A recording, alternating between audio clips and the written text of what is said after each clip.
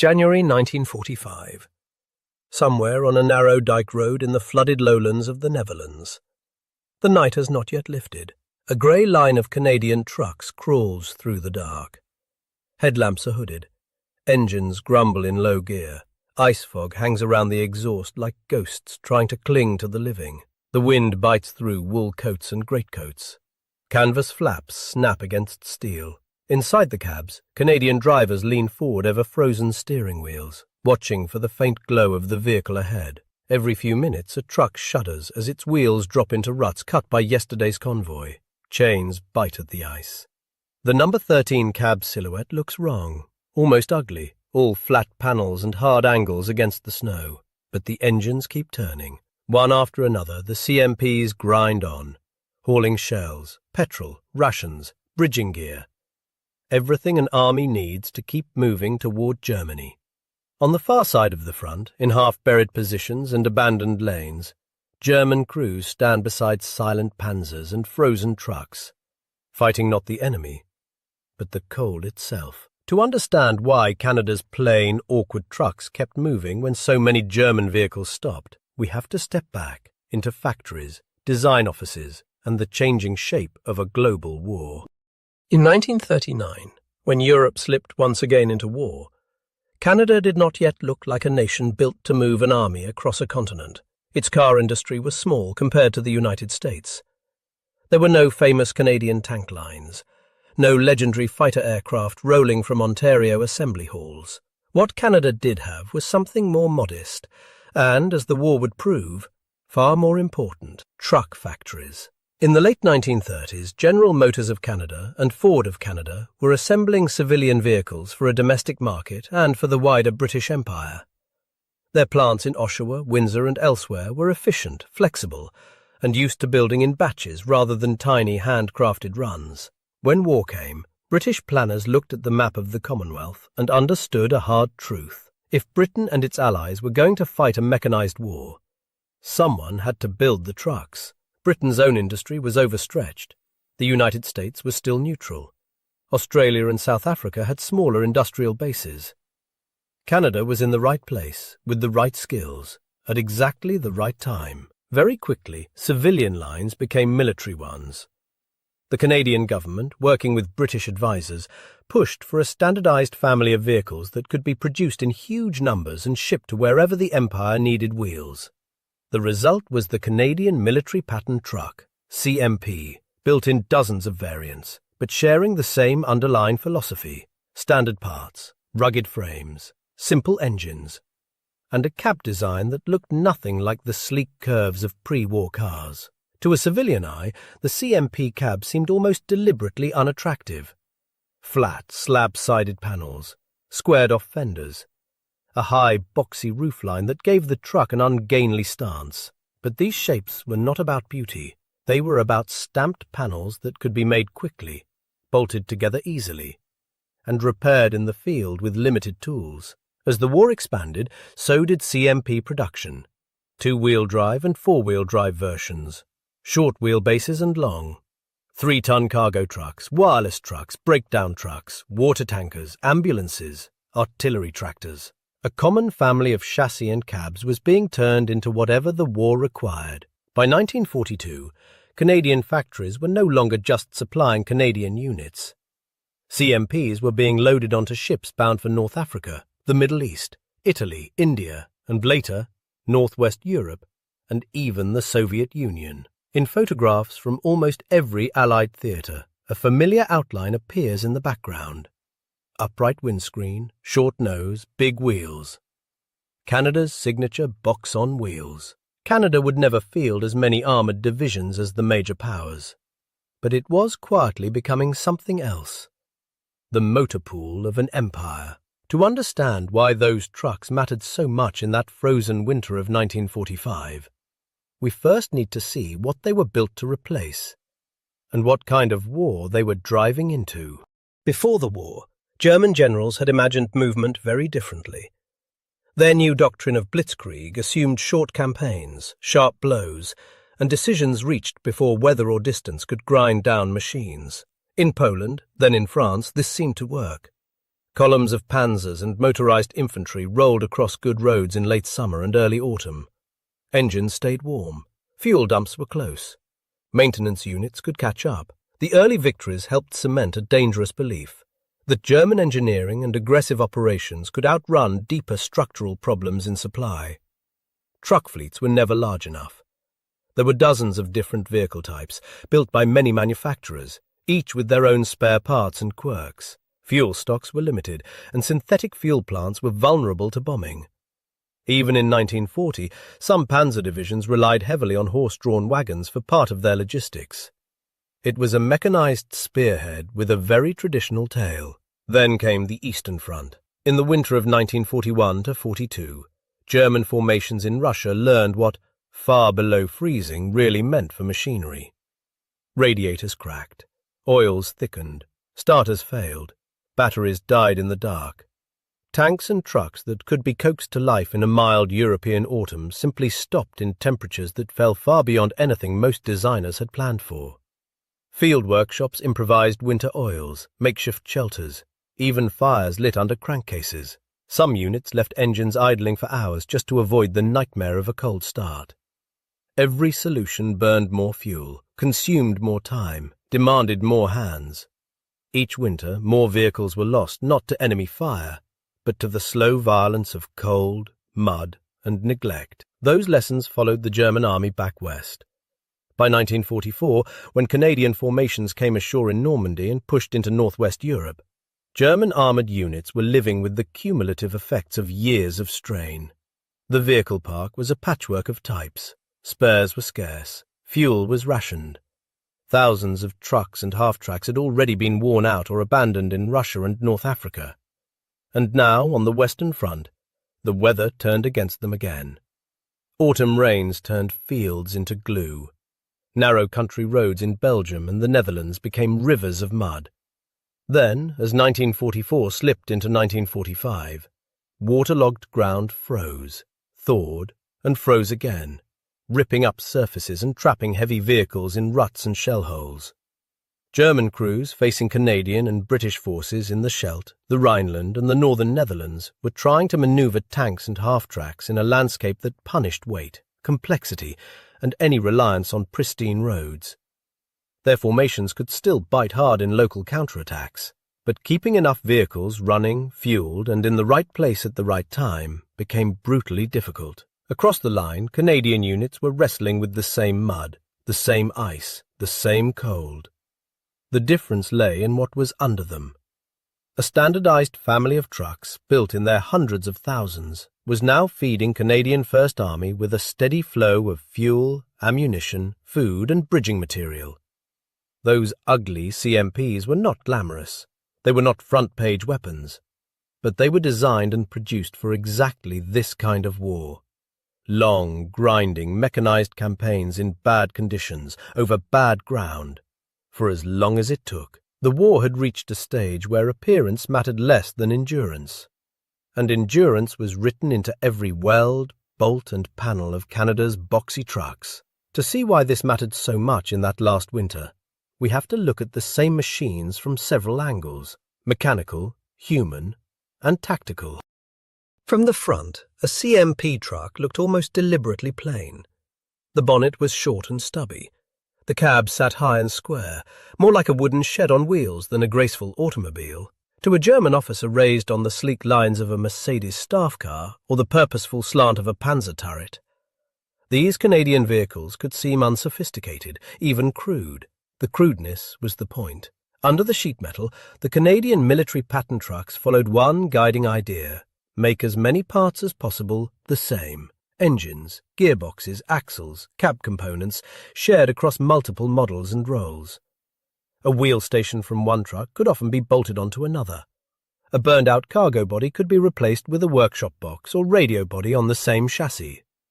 For an army fighting thousands of miles from home, that kind of interchangeability was its own weapon. Standardization also shaped the CMP's distinctive No. 13 cab. The flat panels were not just easy to stamp, they were easy to ship and assemble. The high driving position gave better visibility over rough country and in congested convoys. Vertical windscreen panes were cheaper to produce and swap out.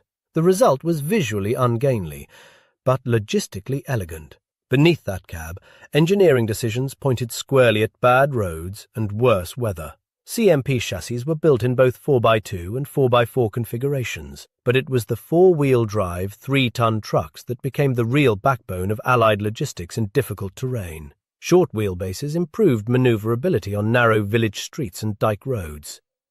High ground clearance and robust springs helped the trucks climb out of ruts and survive endless pounding over cobbles, potholes, and shell-damaged tracks. Their gasoline engines were not exotic. They were based on commercial designs, proven, forgiving, and well understood by mechanics. In cold weather they might grumble, cough, and demand care. But they would still respond to that care, with the right fuel, the right oils, and a crew that knew its machine. A CMP could be persuaded to start on mornings when more complex engines stayed silent. When snow and ice arrived, chains could be fitted to the driven wheels. With modest loads kept within design limits, these trucks could keep moving through deep slush and over frozen ruts that would stop a heavier or more finely tuned vehicle. Everything about them reflected a certain Canadian practicality. Accept that roads will be bad, that maintenance will be imperfect, that weather will be hostile, and build a machine that lives in that world instead of fighting it. From a distance, that philosophy was invisible. Up close, in a field workshop or at the side of a winter road, it looked like the difference between a truck that could be coaxed back into service in an hour and one that would sit where it died until the war moved past it. But machinery alone did not keep the CMPs rolling. Their true value only emerges when you see them through the eyes of the people who drove them, loaded them, and depended on them. For the Canadians who lived with them, the CMP trucks were not abstract engineering choices. They were cramped cabs, frozen gear levers, and a constant film of mud and dust on every surface. A driver in a Canadian infantry division might spend more hours with his truck than with any single building or bivouac. He knew the sound of his particular engine, the feel of its clutch, the way it pulled to one side when heavily loaded. In rain, he learned which corner of the windscreen would fog first. In winter, he knew exactly how long to nurse the choke before the engine would settle into a steady idle. These trucks were not just cargo carriers. They were workshops, mobile kitchens, medical lifelines, and communication hubs, fitted with wooden or steel bodies. CMP chassis became field repair lorries with benches and vices bolted along the walls. They became radio trucks bristling with aerials, their interiors lined with sets and batteries. They became ambulances, their ugly cabs leading softly sprung rear compartments carrying wounded men away from the front. Each role relied on the same familiar mechanical bones. So a driver transferred to a new unit did not have to learn a completely alien vehicle from scratch. On the road, CMPs worked in long, disciplined convoys. Dozens of vehicles moving together along narrow lanes, across temporary bridges, over dikes and causeways in the Low Countries. Drivers kept exact gaps, watched for hand signals, adjusted to sudden halts. They learned to feel when the road surface changed under them, from hard-packed earth to slick clay, from cobbles to ice, and to adjust gear and speed before trouble started. Logisticians came to trust what these trucks could do in tonnage and time. How many rounds of artillery ammunition could be brought forward in a night? How much petrol could be moved to keep armoured regiments ready to fire and manoeuvre at first light? In operations like the Battle of the Scheldt and the Rhineland Advance, that meant bridging flooded ground and sustaining units over distances that would have crippled formations dependent on a more fragile vehicle fleet. From the German side of the line, the picture looked different and unsettling. Reconnaissance and intelligence officers reported Allied motor columns that seemed to regenerate endlessly. Even after heavy fighting, Canadian and British formations reappeared with fresh fuel, ammunition and bridging equipment. Where German counterattacks sputtered out for lack of petrol or because too many tanks broke down on the approach, the Canadian timetable often held. Columns of drab, boxy trucks kept arriving, no matter how bad the weather or the roads. To officers trained to think in terms of divisions and tank counts, the idea that these homely trucks were deciding tempo and reach was not immediately obvious. But as winter deepened and the front edged closer to Germany's borders, the contrast between well-fed, well-supplied Canadian formations and increasingly immobile German units became impossible to ignore. The stage was set for a series of operations in which Canada's ugly trucks would prove that the true turning point of a mechanized campaign can begin not at the spearhead, but in the convoys grinding through the dark behind it. The turning point did not begin with a charge. It began with a timetable and a set of orders moving down through the Canadian First Army in late 1944. The Battle of the Scheldt had already shown how unforgiving the Low Countries could be. Narrow roads along dikes and canals, flat land flooded by deliberate German demolitions, soft ground that swallowed anything heavier than a cart. In that environment, a truck was not just transport. It was a test of whether Allied plans could live outside a briefing room. Canadian formations faced a simple, brutal equation. If the port of Antwerp could not be opened and kept supplied, the advance into Germany would slow and then stall. To keep the port and the front alive, ton after ton of ammunition, fuel, rations and engineering stores had to move forward every day, no matter what the weather did. By the winter of 1944 to 45, the weather was doing its worst.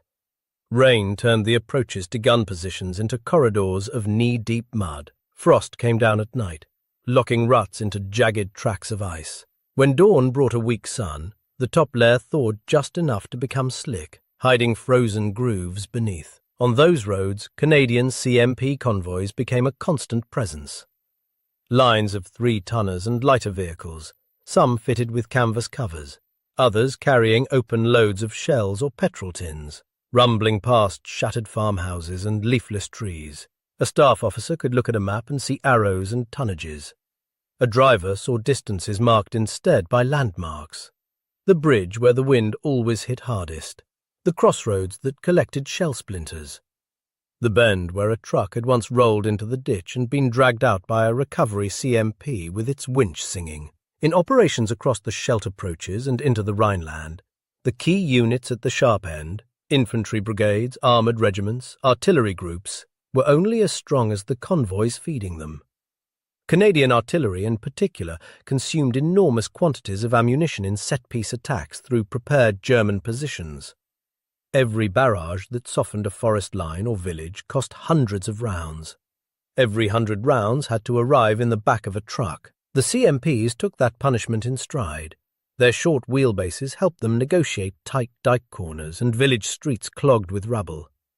Four-wheel drive and chains gave them a fighting chance on frozen slopes and clay. When one bogged down, there was usually another close enough, with tow rope or winch, to pull it free. German units across the line faced the same mud and ice, but with far fewer tools to deal with them. Heavy tanks and assault guns struggled to stay on narrow roads without breaking the surface. Many German formations were already short of fuel. Whatever petrol they had went first to operational Panzers, leaving trucks and half-tracks to idle on fumes. Some formations relied increasingly on horse-drawn wagons, which could cope with the terrain, but not with the scale of modern supply demands. In this environment, every successful Canadian convoy was more than a logistics detail. It was an extension of operational reach.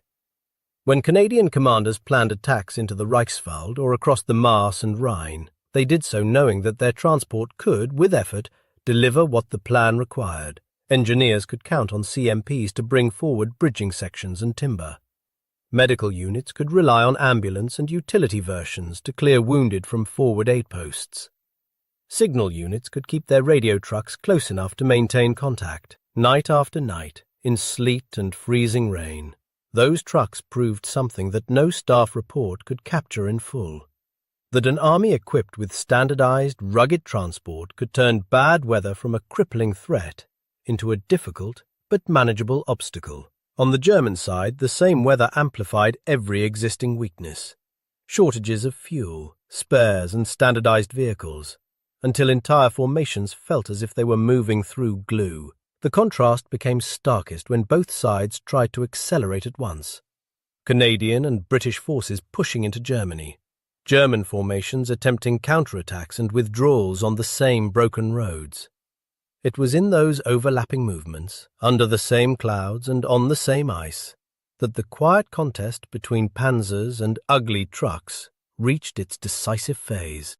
On the maps in headquarters, the winter of 1944 to 45 is marked by names that would become familiar in regimental histories: the Reichswald, the flooded flats along the Maas and Rhine, the crossing points that opened the road into the heart of Germany. In the field, those names translated into one repeated reality.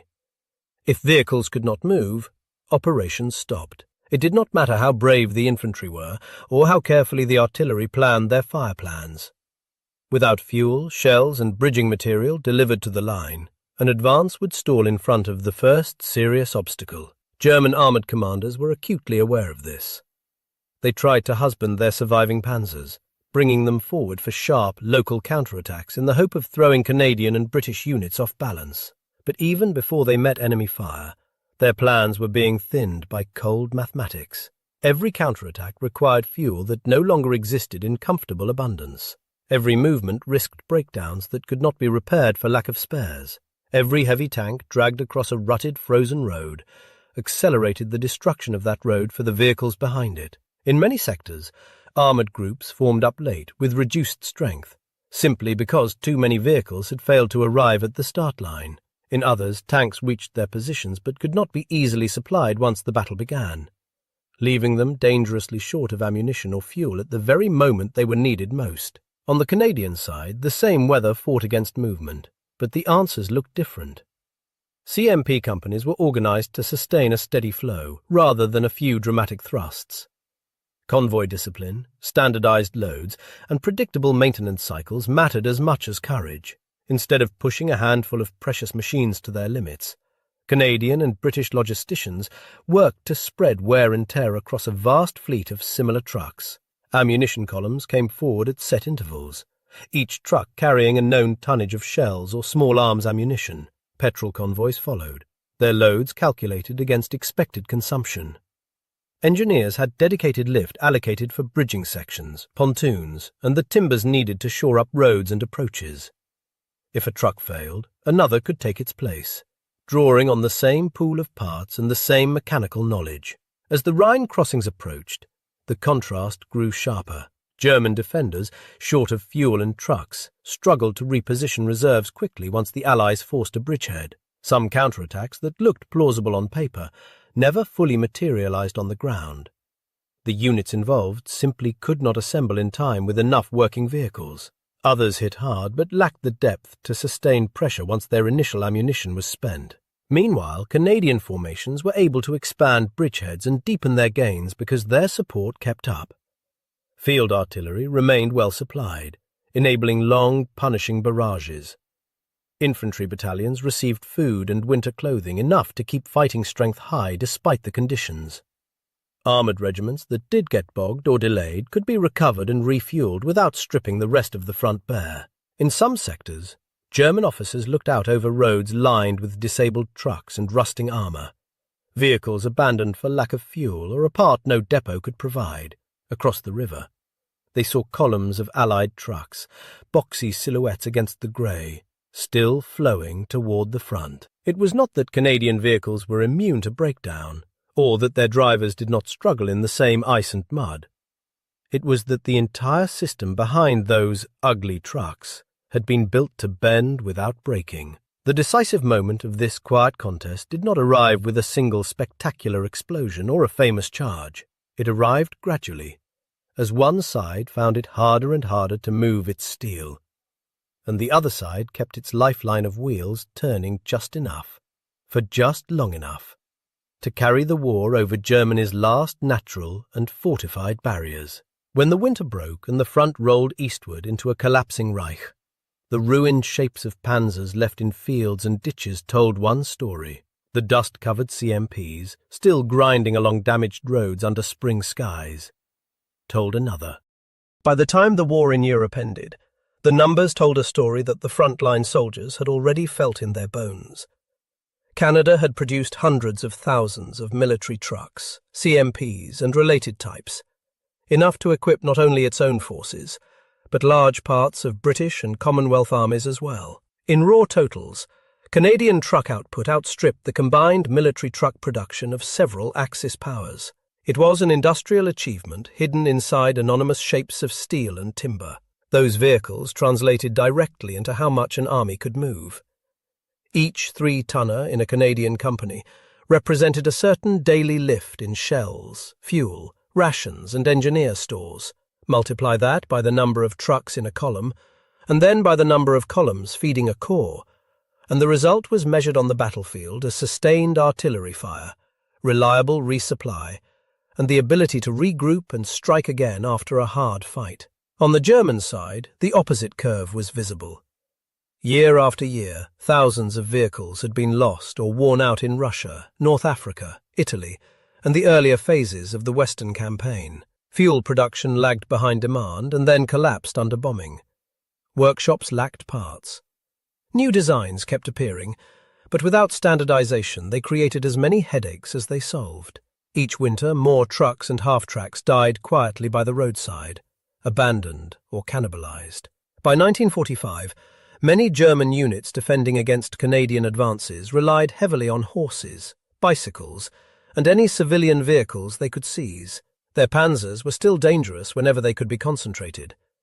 But behind them, the transport web that should have fed and sustained those armoured thrusts was frayed almost to breaking. Canadian commanders did not win battles simply because their trucks existed. They still needed planning, courage, and the willingness to take heavy casualties in places like the Scheldt and the Rhineland. Yet again and again, operations that might have bogged down for lack of supply were pulled through by the fact that convoys of CMPs could and did keep moving. When the shooting stopped and units began to pull back from the line, those same trucks were there to carry men home, to move prisoners, to haul wreckage and relief supplies. The war in Europe closed with many famous machines left wrecked on its fields. The CMPs, dusty and tired, simply rolled on into a very different kind of service. In the first uneasy months of peace, the CMP trucks did not suddenly become relics.